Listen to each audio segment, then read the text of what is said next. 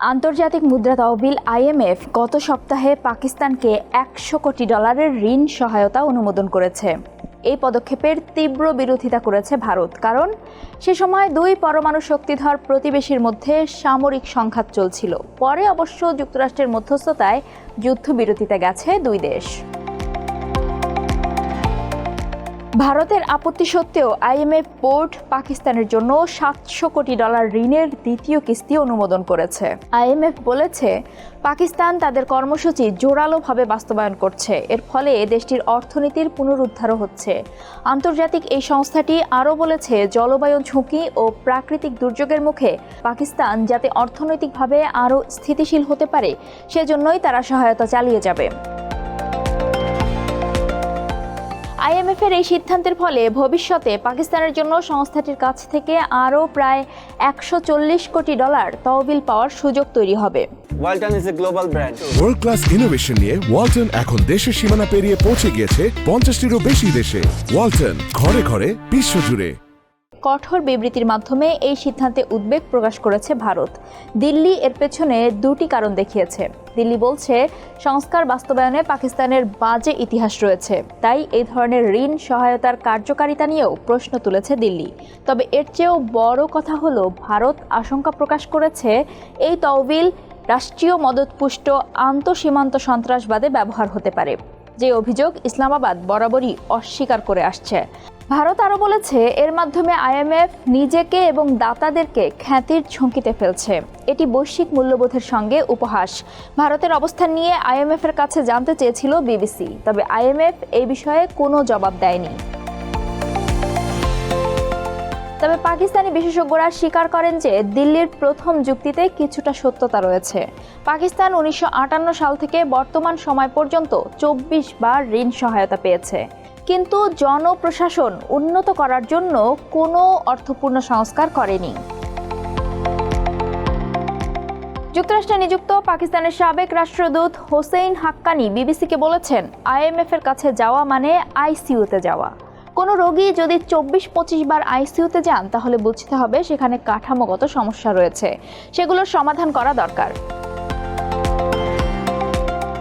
তবে দিল্লির অন্য যে উদ্বেগ, আইএমএফ সীমান্ত পেরিয়ে সন্ত্রাসে মদদের জন্য পাকিস্তানকে পুরস্কৃত করছে এবং এতে বিশ্ব সম্প্রদায়ের কাছে বিপজ্জনক বার্তা যাচ্ছে, তা প্রমাণ করা বেশ জটিল। সম্ভবত এই কারণে আইএমএফের এই ঋণ প্রক্রিয়া ঠেকাতে ব্যর্থ হয়েছে ভারত।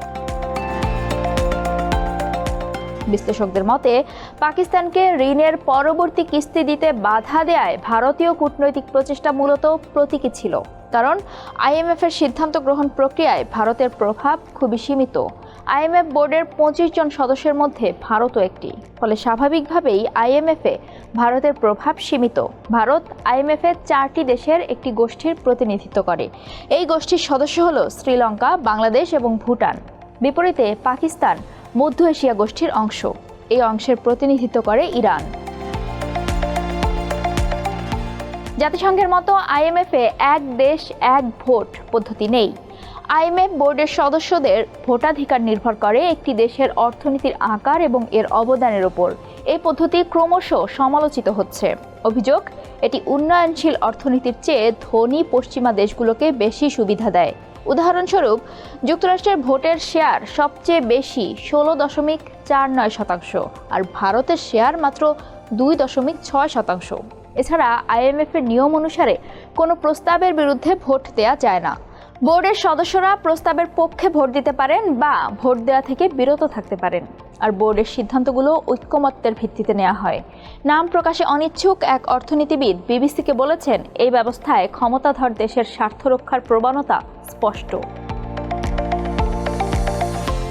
2023 সালে ভারতের G20 জোটের শীর্ষ সম্মেলনে আইএমএফের এই ভোট কাঠামো সংস্কারের প্রস্তাব আনা হয়।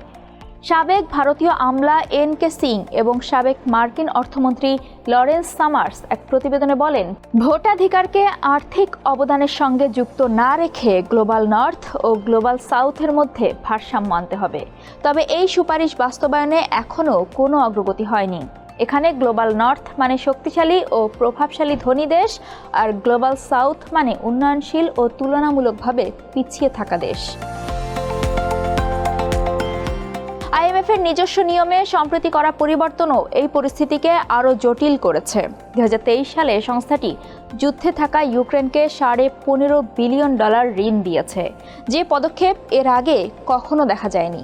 এই প্রেক্ষাপটে দিল্লির অবজারভার রিসার্চ ফাউন্ডেশনের বিশ্লেষক মিহির শর্মা বিবিসিকে বলেন, আইএমএফ ইউক্রেনকে বিশাল ঋণ প্যাকেজ দিতে তাদের নিজস্ব নিয়ম ভেঙেছে। এখন পাকিস্তানকে আগেই নির্ধারিত ঋণ না দেওয়ার যুক্তি তাদের নেই। পাকিস্তানের সাবেক রাষ্ট্রদূত হোসেইন হাক্কানি বলেন, ভারত যদি সত্যি পাকিস্তানের বিরুদ্ধে অভিযোগ তুলতে চায় তবে উপযুক্ত মঞ্চ হল জাতিসংঘের অধীন financial action task force FATF। সংস্থাটি সন্ত্রাসী অর্থায়ন প্রতিরোধে কাজ করে এবং প্রয়োজনে কোনো দেশকে গ্রে বা ব্ল্যাক তালিকাভুক্ত করে, যার ফলে আইএমএফ বা বিশ্বব্যাংকের তহবিল প্রবেশে বাধা তৈরি হয়।